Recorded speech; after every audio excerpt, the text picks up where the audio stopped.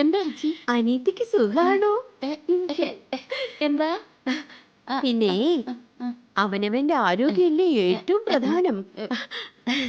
നമ്മൾ ഒരിക്കലുവേ ആരോഗ്യം കളഞ്ഞ് ഒന്നും ചെയ്യരുത്. അയ്യോ സോറി. എന്താ ചേച്ചി? പിന്നെ അനിയത്തിയുടെ കയ്യില് ഇങ്ങ് വന്നേ.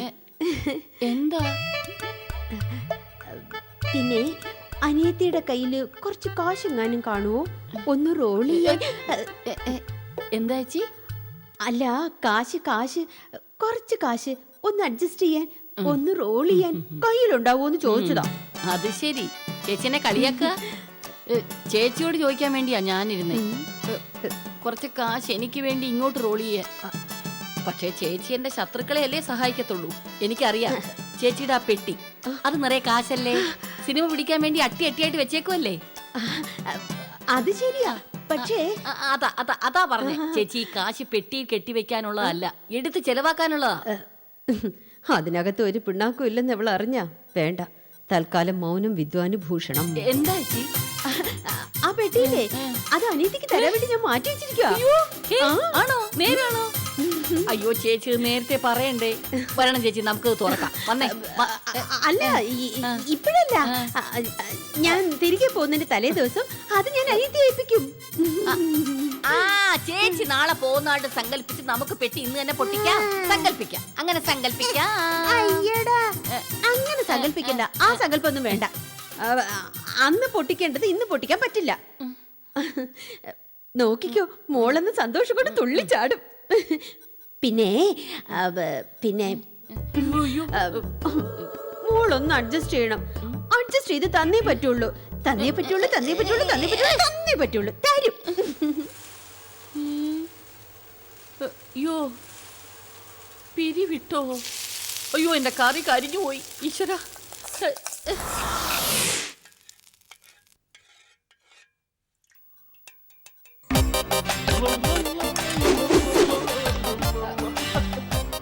എന്താ ഇന്ന് ആളല്പ സ്റ്റൈലാണല്ലോ.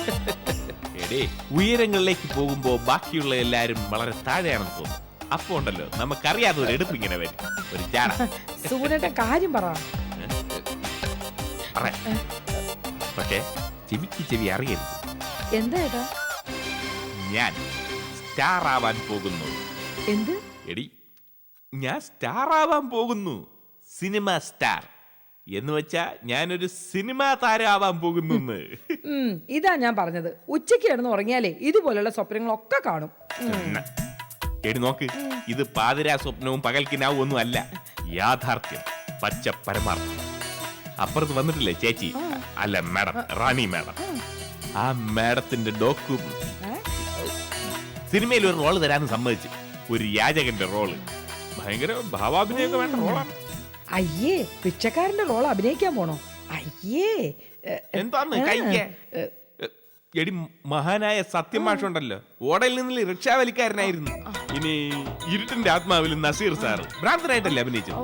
പിന്നെ മമ്മൂക്ക വാത്സല്യത്തിൽ എന്തോന്നായിട്ടായിരുന്നു, കൃഷിക്കാരൻ. അതുപോലെ ലാലേട്ടൻ സ്പടികത്തിൽ സെമി ഗുണ്ടായിട്ടല്ലേ അഭിനയിച്ചത്. എടി, അവർക്കൊക്കെ അങ്ങനെ ആകാമെങ്കിലേ സുഗുണൻ യാചകനായിട്ട് അഭിനയിക്കാനാണ് നാണക്കേട്. നീ നോക്കിക്കോ, യാചിക്കാനായിട്ടിരിക്കുമ്പോ ഞാൻ നമ്പർ എടുത്ത് ദണ്ടങ്ങനെ, വല്ലം തരണമച്ച, രണ്ട് കണ്ണും കണ്ടുടാത്തവരാണ്, വല്ലം തരണമച്ച. കണ്ണുപൊടിനായിട്ടാണോ അഭിനയിക്കണേ? എടി, സാധാ യാചകൻ കണ്ണു പൊട്ടനാണെന്നുള്ളതല്ലേ ആ ഡയലോഗ് ഞാൻ എന്റെ കൈ നിന്നല്ലേ. വലിയ വലിയ ആർട്ടിസ്റ്റുകൾക്കൊക്കെ ഡയലോഗ് കൈ നിടാൻ സ്വാതന്ത്ര്യമുണ്ട്. വേണ്ട സുഗുണേട്ടാ, സുഗുണേട്ടൻ ഭിക്ഷ ചോദിക്കുന്നതേ എനിക്ക് കാണാൻ പറ്റില്ല. അരുത്. ഒരു കലാകാരന്റെ ഭാര്യ ഇതുപോലെ ഒരുപാട് പ്രതിസന്ധികൾ തരണം ചെയ്യണം.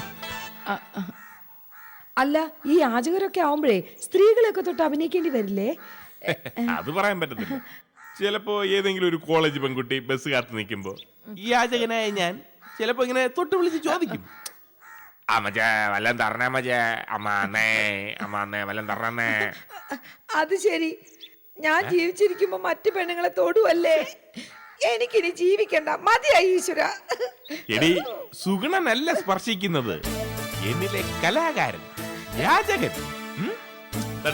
ഇപ്പൊ ഞാൻ യാചകൻ, നീ ബസ് കയറാൻ നിൽക്കുന്നു കോളേജിൽ പഠിക്കുന്ന പെൺകുട്ടി ഞാൻ ഇങ്ങനെ കുറി അടുത്ത് വരുവേ ദാ നിന്നെ തൊടാൻ പോയാണ് അമ്മാന്നേ അമ്മാന്നേ വല്ലം തരീന്നേ അമ്മ വല്ലം തരീന്നേ പറ ഇപ്പൊ ഞാൻ തൊട്ടപ്പോ നിനക്ക് വല്ലതും തോന്നിയേ ഇല്ല അല്ല എനിക്ക് വല്ലതും തോന്നിയേ ഇല്ല. ആ കണ്ട നമുക്ക് രണ്ടുപേർക്കും ഒന്നും തോന്നിയില്ല എന്ന് വെച്ചാൽ നമ്മൾ കലയുടെ മാസ്മരിക പ്രപഞ്ചത്തിലായിരുന്നു. ഇനി പറ നിന്റെ വിഷമം മാറിയില്ലേ ഇപ്പൊ? ചേട്ടൻ ഒന്നും കൂടി ഒന്ന് തൊട്ട് പറഞ്ഞേ.